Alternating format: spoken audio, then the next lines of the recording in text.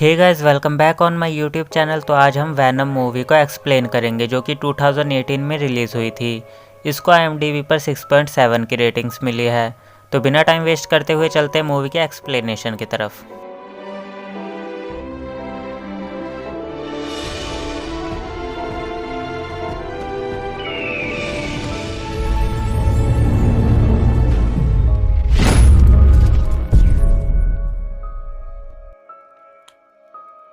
Movie start होती है एक स्पेस क्राफ्ट को दिखाते हुए जो कि अर्थ पे आकर क्रैश हो जाता है। थोड़ी देर बाद वहाँ रिसर्च टीम आती है जो कि उस स्पेसशिप से कुछ सामान बाहर निकालते हैं। ये स्पेसशिप कार्ल्टन ड्रैग का था जो कि स्पेस में इंसानों की सर्वाइवल के लिए दूसरा प्लेनेट ढूंढने गया था।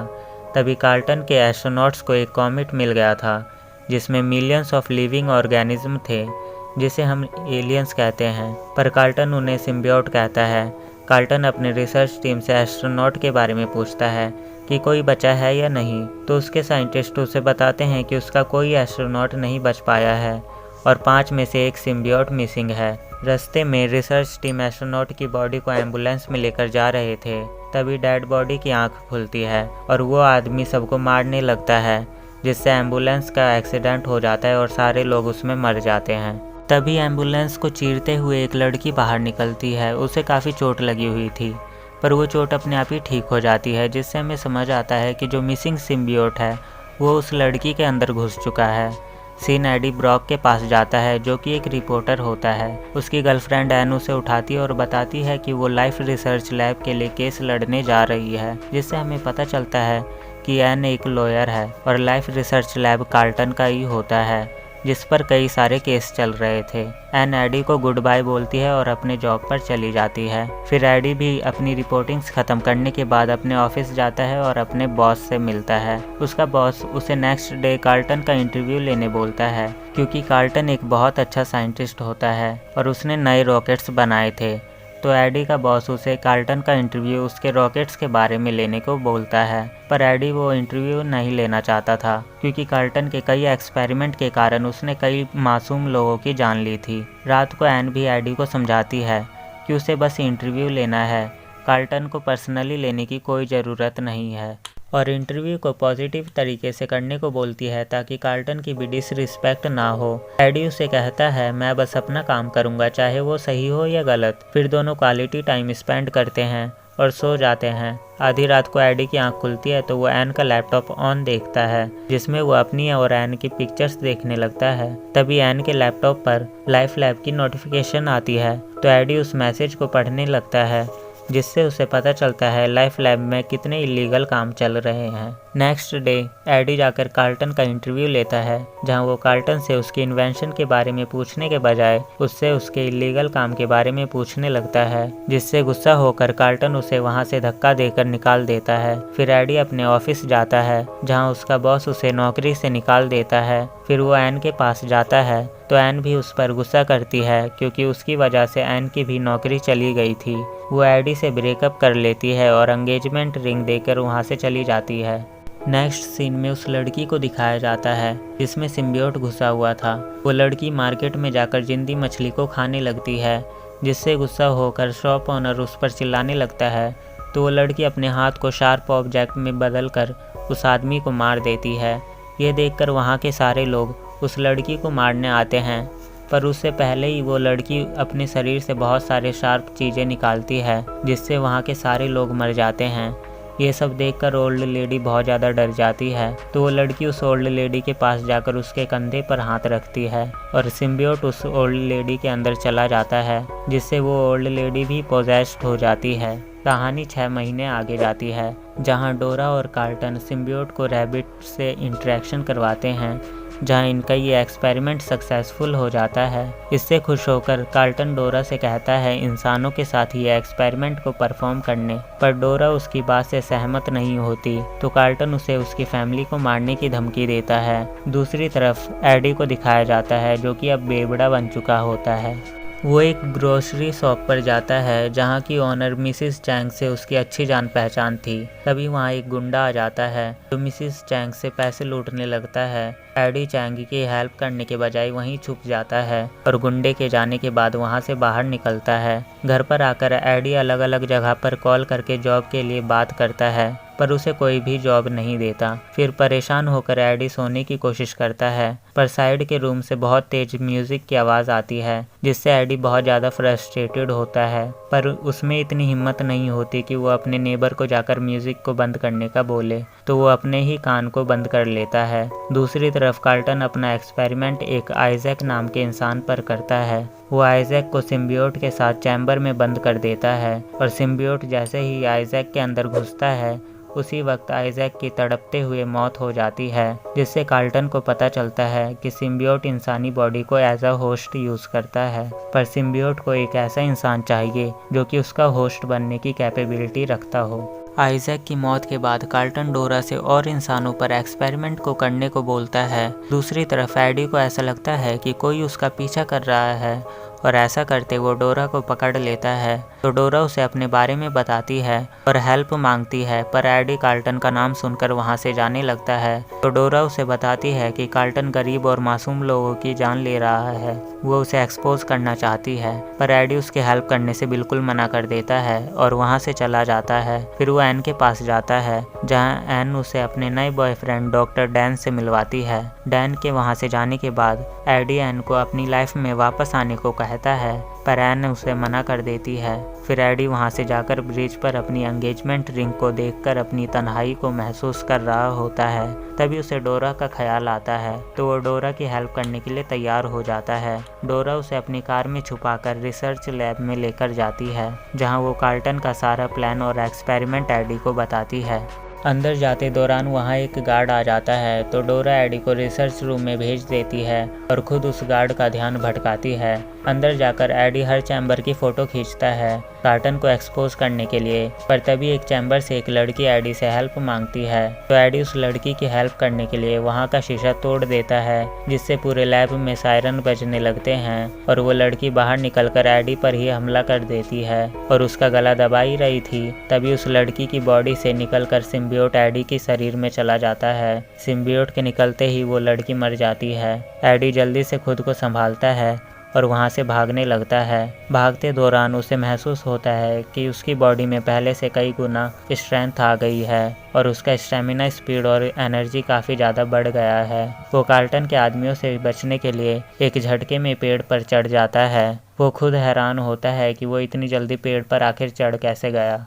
वो घर आता है और भुक्कड़ की तरह खाने लगता है, यहाँ तक कि वो सड़ी हुई मछली को भी नहीं छोड़ता। उसकी आंखों की लेंस भी गायब हो जा रही थी। वो समझ नहीं पा रहा था कि उसके साथ हो क्या रहा है। वो मिरर में खुद को देखता है और बहुत ज़्यादा डर जाता है। दूसरी तरफ कार्लटन अपने आदमियों की खबर लेता है कि उसके लैब में कौन आया था और उसका एक सिम्बियोट ले गया। दूसरी तरफ उसी ओल्ड लेडी को दिखाया जाता है जो एक छोटी लड़की को देखकर उसका पीछा करने लगती है। वहीं एडी डोरा से बात करने की कोशिश करता है पर डोरा उसे केयरफुल रहने को बोलती है। फिर एडी रेस्टोरेंट में जाता है जहां एन और डैन लंच कर रहे थे। वो एन को कार्लटन के खिलाफ एविडेंस दिखाने की कोशिश करता है पर उसी दौरान उसकी बॉडी से उसका कंट्रोल छूट जाता है और वो लोगों के आगे का खाना छीन कर खाने लगता है और एक्वेरियम में जाकर बैठ जाता है। उसकी अजीब हरकतें देखकर डैन और एन को लगता है कि उसकी तबीयत खराब है, तो डैन उसे अपने हॉस्पिटल में ले जाकर उसका EMRI करता है। पर EMRI करते दौरान मशीन के शोर से सिम्बियोट को तकलीफ होती है। एडी चिल्लाने लगता है, तो डैन उसे बाहर निकालता है और कुछ टेस्ट करके उसे बाहर जाने देता है। दूसरी तरफ कार्लटन के सारे लोग मरते जा रहे थे उसके एक्सपेरिमेंट के कारण, जिससे कार्लटन बहुत ज़्यादा फ्रस्ट्रेटेड था। तभी डोरा की असलियत भी कार्लटन के सामने आ जाती है। दूसरी तरफ एडी बार बार अपने शरीर से कंट्रोल खो दे रहा था, तो वो घर जाकर एन और डैन से बात करता है कि उसे अपने शरीर में किसी और की प्रेजेंस महसूस हो रही है और उसे किसी और की आवाज़ अपने कानों में सुनाई दे रही है। तो डैन उसे कहता है कभी कभी बीमारी में लोगों को ऐसा महसूस होता है, वो जल्द ही मेडिसिन से ठीक हो जाएगा, और फ़ोन कट कर देता है। तभी साइड वाले रूम से एडी को म्यूज़िक की तेज़ आवाज़ सुनाई देती है, जिससे गुस्सा होकर एडी अपने नेबर को वॉल्यूम कम करने को बोलता है और उसका नेबर उसकी बात मानने से मना कर देता है। तो उसके अंदर का सिम्बियोट उस आदमी को धमकी देता है। सिम्बियोट को देखकर उस आदमी की फटकर चार हो गई थी और वो म्यूजिक को बंद कर लेता है। दूसरी तरफ कार्लटन डोरा से पूछने में कामयाब हो गया था कि उस दिन लैब में एडी आया था जो कि उसका सिम्बियोट ले गया। एडी का नाम सुनकर कार्लटन डोरा को भी चैम्बर में बंद कर देता है और उसके चैम्बर में सिम्बियोट को छोड़ता है। दूसरी तरफ एडी के घर कार्लटन के आदमी आते हैं और उससे सिम्बियोट मांगते हैं, पर एडी को पता नहीं होता कि वो किस चीज़ की बात कर रहे हैं। कार्लटन के आदमी एडी को शूट करने ही वाले थे, तभी उसके अंदर के सिम्बियोट को गुस्सा आता है और वो एडी के शरीर का यूज़ करके सारे आदमी को मारकर वहाँ से बाहर निकलता है और कार के मिरर में उसे अपनी रिफ्लेक्शन के बजाय सिम्बियोट दिखता है, जिससे वो घबरा जाता है। वो सिम्बियोट को देखकर कहता है कि ये कोई कीड़ा है जो उसके अंदर घुस गया है, पर सिम्बियोट को ये बात पसंद नहीं होती कि कोई उसे कीड़ा बोले, इसलिए वो उसे दीवार पर लटका देता है। तभी कार्लटन के आदमियों को एडी की लोकेशन का पता चल जाता है और वो उसका पीछा करते हैं। एडी जल्दी से अपनी बाइक उठाता है और वहाँ से भागता है, पर उसके पीछे कार्टर के ड्रोन और आदमी लगे हुए थे। वो लोग बार बार एडी पर हमला किए जा रहे थे, पर एडी के अंदर का सिम्बियोट उसे बार बार बचा ले रहा था। तभी एक कार एडी को उड़ा देती है, जिससे एडी के शरीर की सारी हड्डियां टूट गई थी। कार्टर का आदमी उसे मारने ही वाला था, तभी सिम्बियोट एडी के शरीर से बाहर आकर उसकी पूरी बॉडी को कवर कर लेता है और अपने असली रूप में आता है और कार्टर के आदमी को इंजर्ड करके वहाँ से भागकर नदी में कूद जाता है। बाहर निकलकर एडी को समझ नहीं आ रहा था कि अभी थोड़ी देर पहले उसकी सारी हड्डियां टूट गई थी और अभी वो पूरी तरह से ठीक है। तभी उसके शरीर से सिम्बियोट निकलता है और उसे बताता है कि उसका नाम वैनम है और वो कार्टर के द्वारा बनाए गए रॉकेट से वापस अपने घर, अपने प्लेनेट पर जाना चाहता है, जिसमें एडी को उसकी हेल्प करनी ही पड़ेगी। और इसमें एडी का भी फायदा है, वो वैनम की हेल्प से कार्टर को एक्सपोज कर पाएगा, इसलिए एडी वैनम की डील मंजूर कर लेता है।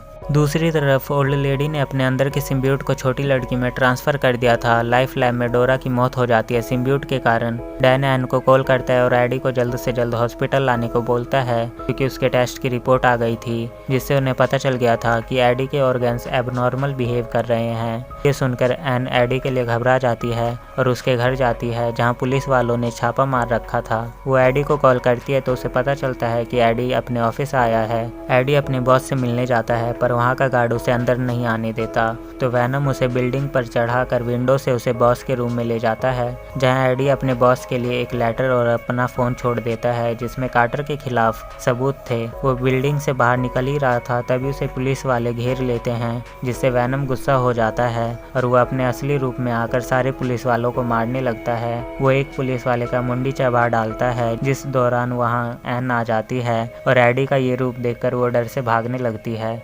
एडी उसे अपनी बात समझाने की कोशिश करता है और कहता है कि उसके शरीर पर उसका कंट्रोल नहीं रहता है। वो एन से हेल्प मांगता है, तो एन उसे डैन के पास चलने बोलती है।